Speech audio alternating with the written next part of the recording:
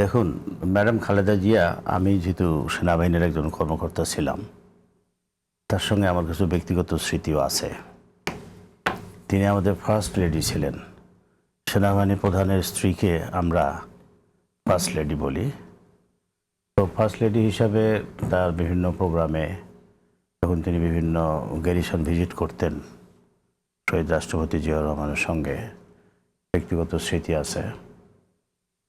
গতকাল আমি জনসংযোগের অংশ হিসেবে একটা মসজিদে গিয়েছিলাম জুমার নামাজের পরে দোয়া চাওয়ার জন্য। সেখানে আমি উঠে প্রথম কথা বলেছি ম্যাডামের কথা, যে তিনি চিকিৎসাধীন আছে, আজকে দেশব্যাপী তার জন্য দোয়া করা হবে, আমরা সকলে তার জন্য দোয়া করি, তার আশু রোগ মুক্তি কামনা করি। সেখানে যে বিষয়টি আমি উল্লেখ করেছিলাম সেটা হলো, তার নেতৃত্বে অনেকগুলো রাজনৈতিক দল আমরা আন্দোলন করেছি। তিনি গণতান্ত্রিক আন্দোলনে তার যে ভূমিকা, এটার জন্য তিনি আহসীন নেত্রীর খেতাবে ভূষিত হয়েছিলেন। তার অসুস্থতার কারণে তার জন্য দেশের, আমি মনে করি যারা সচেতন নাগরিক, যাদের কাছে তার অসুস্থতার খবর পৌঁছেছে, আমার মনে হয় সকলেই তার জন্য দোয়া করেছেন। আপনি যে প্রসঙ্গটা বললেন, আমি ঠিক ফেসবুকে ব্যক্তিগতভাবে অতটা ওইভাবে অ্যাক্টিভ না। তারপর আপনি যারা ট্রোল করেছে আমারও নলেজে পড়েনি। কেউ কেউ বলার চেষ্টা করেছে যে মার এই ক্রাইসিসের সময় সন্তানের থাকা উচিত। তার যে স্ট্যাটাসটা, জনাব তারেক রহমান সাহেবের ফেসবুকের স্ট্যাটাসটা আমি নিজেও পড়েছি।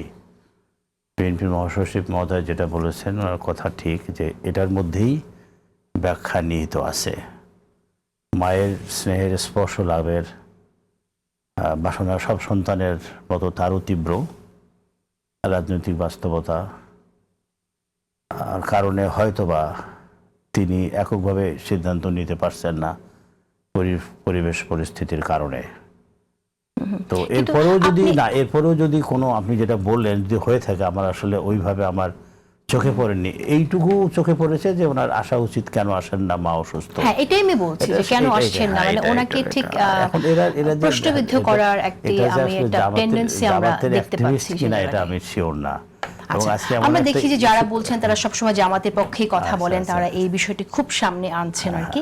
তো সেই জায়গা থেকে জানতে চাই আমি একটু সংক্ষেপে আপনার কাছ থেকে, আপনি যেহেতু বেগম জিয়ার কাছে আপনি এর আগে বেগম জিয়ার কথা বলেন, আগে থেকেও আপনি তাকে চিনেছেন, সেই জায়গা থেকে আমি আপনার কাছে জানতে চাই যে তার নেতৃত্ব সম্পর্কে আপনার মূল্যায়ন কি আসলে, মানে দলের নেতা হিসেবেও এবং প্রধানমন্ত্রী হিসেবে যখন তিনি ছিলেন, সেই মূল্যায়ন আমি আপনার কাছে শুনতে চাই। না, মূল্যায়নের কথা যদি বলেন, মূল্যায়ন তো পজিটিভ হতে পারে, নেগেটিভ হতে পারে। আজকে কোনো অবস্থাতেই কোনো নেগেটিভ শব্দ উচ্চারণ করব না আমি, যদি থাকেও তার শাসন সম্পর্কে। কিন্তু পজিটিভ হচ্ছে একটা কথাই তো, তার ব্যক্তিত্বকে আমরা সকলেই প্রকাশ করি এবং এ ব্যাপারে কার কোনো দ্বিমত নাই। তার নেতৃত্বে আমরা গণতন্ত্র পুনরুদ্ধারের জন্য যে আন্দোলন করেছি, তিনি আপসের নেত্রী হিসাবে অভিধা পেয়েছেন এবং সকলেই সেটাকে এক বাক্যে আমার মনে হয় মেনে নেয়। তার ব্যাপারে, তার ব্যক্তিত্ব সম্পর্কে, তার ব্যক্তিগত জীবনের সততা, তার সেগুলো নিয়ে তো কারো কোনো দ্বিমত নাই। তিনি একজন গৃহবধূ ছিলেন, বলা হয়ে থেকে যেন গৃহবধূ থেকে শহীদ রাষ্ট্রপতি জিয়াউর রহমানের আকস্মিক বিদায়ের পর তিনি দলের হাল ধরেন এবং পরবর্তীকালে তিনি 91 সালের প্রধানমন্ত্রীর দায়িত্ব গ্রহণ করেন। তার শাসনামলের তো উল্লেখযোগ্য দিক ছিল বাংলাদেশ যে একটি স্বাধীন সার্বভৌম রাষ্ট্র এবং একটি স্বাধীন পররাষ্ট্রনীতি আছে, এই জিনিসটাকে তিনি প্রতিষ্ঠিত করার জন্য চেষ্টা করেছিলেন। বাংলাদেশের পানি সমস্যা নিয়ে যে তার ভূমিকা ছিল, এগুলো তো অতুলনীয়। এই সব কিছু মিলিয়ে তার ব্যক্তিত্ব আপসীন, এবং সেই আপসীনতা হচ্ছে দেশের স্বাধীনতা এবং সার্বভৌমত্বের প্রশ্নে। সার্বভৌমত্বের প্রশ্নে। ঠিক আছে, ধন্যবাদ আপনাকে। কিন্তু আমি একটু উল্লেখ করতে চাই এখানে যে আমরা দেখলাম যে সৈয়দ আব্দুল্লাহ মোহাম্মদ তাহের তিনি মন্তব্য করেছেন দুর্নীতিতে চ্যাম্পিয়ন ও চাঁদাবাজদের আর ভোট দেবে না দেশের মানুষ।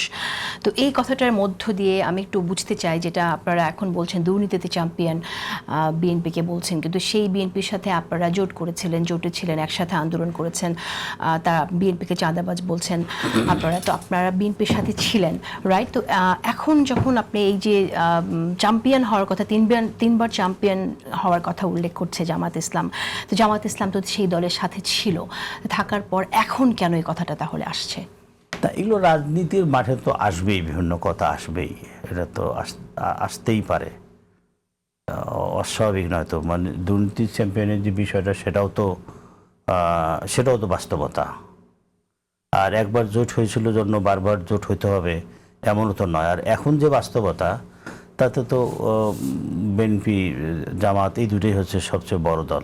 দুটো বড় দলের মধ্যে তো আর জোট হওয়ার সুযোগ সীমিত না, থাকে। জোট হওয়ার কথা আমি বলছি না, আমি বলছি যে আপনারা তো তখন জোটে ছিলেন, তখন তো আপনারা এত দুর্নীতি দেখলেন, তখন কেন বের হয়ে আসলেন না? মন্ত্রণালয় ছেড়ে দিয়ে আসলো না কেন তখন আপনাদের নেতারা? না, আমরা তো বিএনপির সঙ্গে জোট করেছি, বিএনপির বিরুদ্ধে আন্দোলনও করেছি, আমরা কেয়ারটেকার সরকারের জন্য আন্দোলন করেছি, এর আগের কথা। হ্যাঁ, ওই তো আর কি। রাজনৈতিক বাস্তবতার পরিপ্রেক্ষিতে যখন যে সিদ্ধান্ত নিতে হয়, রাজনীতি তো সেভাবেই সিদ্ধান্ত হয়।